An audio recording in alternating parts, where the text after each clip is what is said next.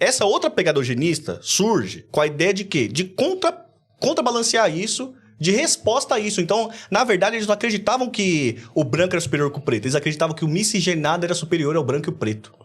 Ah, tá, mas é que tinham duas visões aí. Isso. Mas não, os governantes ali estão falando de revolução tal, não sei o que, é isso. Revolução de 30 é isso. A história do Brasil é isso. Então, eles... Porque o Vargas, inclusive, ele vai emprestar o Freire. Aham. Aí sim, aí a ideia do mestiço como... Que é uma ideia eugenista, tá? Depois foi abandonada, superior. a partir dos anos 50 foi abandonado, igual eu falei, coisa e tal. Era uma ideia eugenista, continua sendo uma ideia eugenista. Mas o que eu tô querendo dizer é que é o seguinte, não era dessa perspectiva negativa de que as pessoas eram racistas e achavam que o branco era superior. Na verdade, eles achavam que o mestiço era superior e que o Brasil teria uma vantagem em relação ao mundo porque teria mais mestiço. Olha que louco. Sim, é eugenia. Essa é até... Não, eu acho que não é, não. Não, é eugenia. A soberania de raça é eugenia, né? Mas eu não acho que a ideia era soberania de raça. O que o Freire vai dizer é que, assim, a gente une o melhor dos mundos. Isso, é eugenia. Não o pior dos mundos. Não o melhor do mundo com o pior dos mundos. Assim, não. A nossa vantagem é que a gente conseguiu unir o elemento africano com o elemento europeu e criou um negócio novo. O mestiço, é isso. Isso aí, tudo bem. É eugenia. Aí eu não acho que seja. Não, é eugenia, né? Não tem esse negócio de classe, né? Não tem negócio de raça. Não tem superior que o outro, né? Não, mas tudo bem. Mas assim, não é... A questão não é eugenia, porque assim, não era um negócio forçado, né? Assim, vamos fazer com que as pessoas negras se casem com as essa brancas. política de trazer europeia vem nessa linha. Ah, isso sim.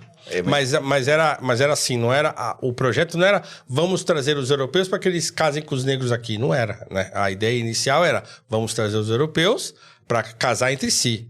Então, a educação eugênica era fazer os caras casarem entre eles. Essa é a história que é contada. Não, mas tá lá, né?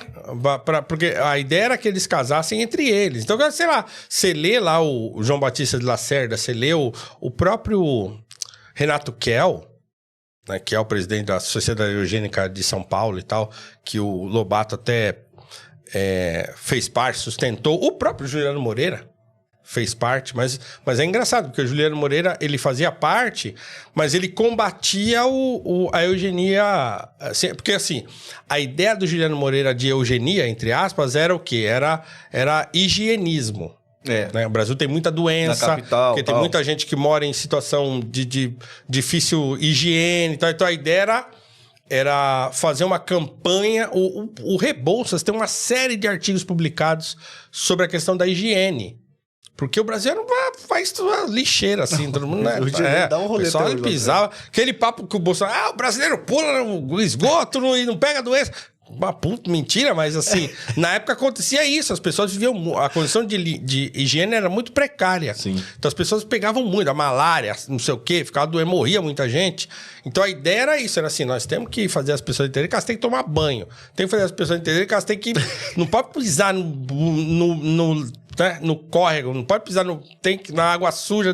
Não, tem lectospirose, tem coisa que vai pegar. Então, assim, você tem que usar sapato. O Leon Barreto brinca com isso no Recordações do Escrivão Isaías Caminha. Porque surge uma política do governo que ninguém mais pode andar descalço. Aí, putz, cara, é tão engraçado isso. Porque ele fala assim, como assim? Então, assim, se os caras querem fazer todo mundo andar de sapato, então que dê um sapato, né? Que o governo forneça o sapato. Então, assim, como é que eles estão esperando? Estão achando que estão em Paris? Ninguém pode usar sapato, mas ninguém tem dinheiro pra comprar sapato. Aí, será que a esquerda da época foi lá protestar? Oh, dê sapato, dê sapato. Não, na verdade, a grande...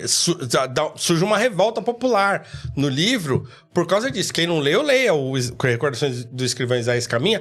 A população se revolta com esse negócio. Como assim? Não é possível um negócio desse? Um projeto absurdo e tal, não sei o quê. E aí surge uma guerra civil no negócio. Mas o fato é que... Bem semelhante na revolta da vacina, né? A revolta da vacina tem uma pegada dessa característica também.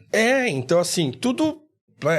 Agora, o que eu acho que precisa ficar bem entendido nesse sentido é que o regime Vargas também teve essas características e que as suas contradições têm que ser colocadas junto com as suas virtudes. Sim, sim. Assim, sei lá, se falar com a minha mãe, né? Minha mãe, Vargas, né? Porque é o CLT, né?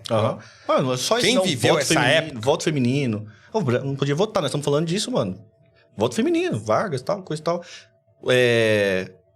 Esse que eu falo no último governo dele ter posições de poder de preto, coisa e tal, cara, nós estamos falando enquanto os Estados Unidos vivia na segregação.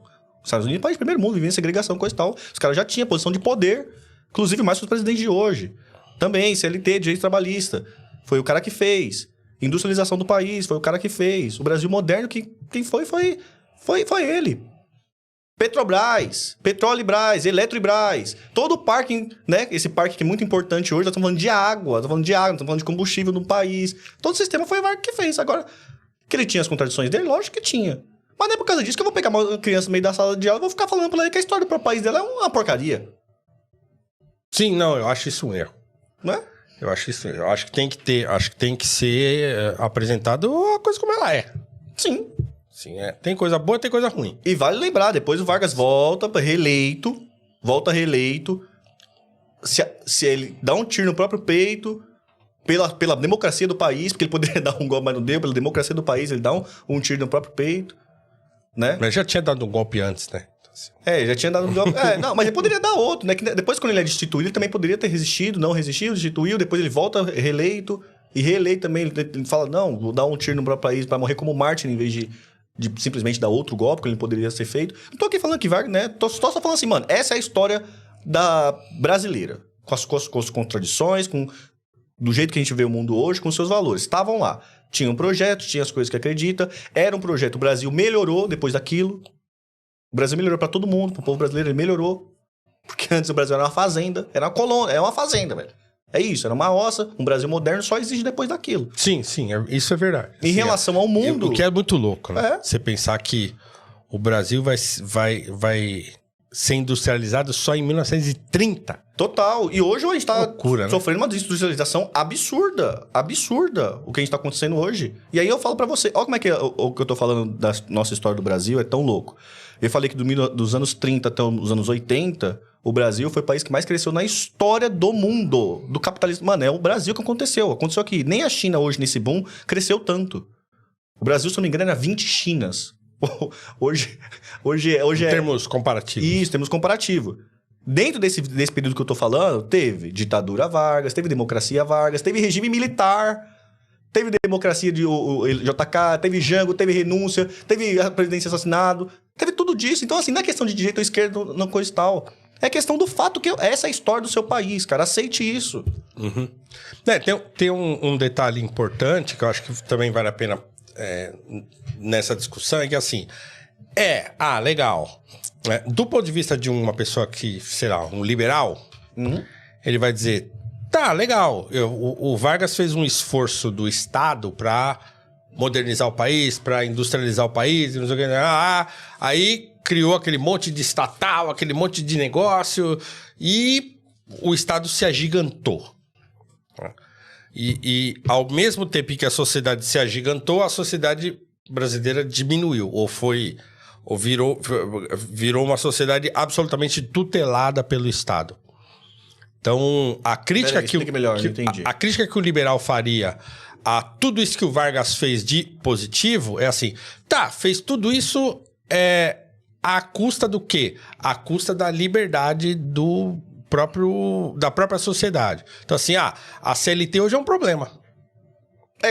Mas é um problema, não é por ela ser CLT, é porque ela é uma regra de 1950. Então, assim, ela é um problema porque ela se torna um problema porque você vai tirando a autonomia dessa negociação empresário-cidadão, né, funcionário ou potencial funcionário. Né? Então, por quê? Porque o Estado vira o intermediário desse negócio. Né? E isso vai se complicando cada vez mais. Então, hoje, em dia, é um problema, porque quem mais ganha com a CLT é o próprio Estado, porque ele ganha dos dois lados, pega dinheiro daqui, pega dinheiro dali, e o funcionário acaba ganhando menos, o empresário também acaba lucrando menos, e aí os dois perdem para o Estado ganhar. Vamos tentar elaborar, assim, só para eu tentar elaborar, ver se eu entendo seu raciocínio. Vamos tentar elaborar hoje um emprego de hoje que seria um emprego dos anos 50. Vamos pegar um chão de fábrica, né? Um chão de fábrica, uma indústria. Você acha hoje que o chão de fábrica, a CLT prejudica? Não, o que seria um chão de fábrica hoje? Um chão de fábrica é, sei lá, um peão de uma Ford, por exemplo. peão numa Ford lá, mano. Cara, você acha que atrapalha? Você acha que a Ford não tem condições de arcar com isso e o peão não se... Não, tem... eu acho que se o peão não tivesse que tirar tanto do seu salário pra... porque tem o fundo de garantia, porque tem o INSS, porque tem o não sei o quê, porque tem isso, porque tem aquilo. Então o cara ganha 30% menos. Aí o outro contrata esse peão por, sei lá, 3 mil reais, e aí ele tem mais 3 mil de encargo que ele tem que pagar por conta daquele fulano. Então, quer dizer, ele, por cada um peão, ele paga 2 peões, e o peão, ele fica, ele vale pra ele próprio um peão e um terço a menos. Que eu peguei tipo um exemplo bem claro, assim. Sim, Essa analogia eu entendo que exista numa pequena indústria, eu entendo que existe. Mas agora, por exemplo, uma indústria igual uma Ford, igual uma Petrobras, uma Eletrobras, isso não existe. É isso que às vezes eu sinto desconexão da realidade com o discurso liberal que a gente vê hoje em dia. Mas por que não existe?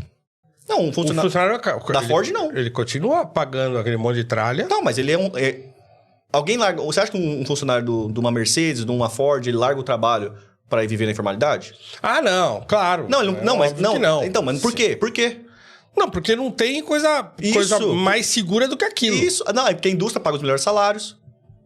A indústria paga os melhores salários. Aquela proteção é justo porque esse lucro não iria... A multinacional não iria dar pro salário dele, ia jogar no lucro.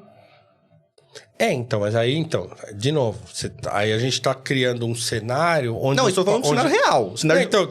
A gente tá criando um cenário dessa relação indústria-empregado no país como o Brasil é. Isso, então... Aí sim. Então, o problema não é a CLT, o problema é a gente... Não, o problema é a CLT, assim, ela... Entre aspas, precisa existir, porque se ela não existir, tá ferrado. Já tá ferrado. Né?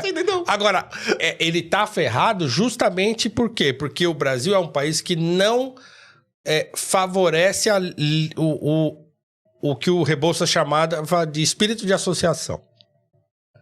Então, assim, a gente tava falando agora há pouco de elite. Então, o cara que pertence a essa elite... Ele tá pouco se lixando. Ele não tá preocupado com o desenvolvimento do país. Ele quer segurar o patrimônio dele. Nojento, ele é a elite brasileira. Se tem alguma coisa que tem que ter o Geriz, é a elite brasileira. Ele quer segurar o patrimônio dele, entendeu? Ele não tá preocupado. Você acha que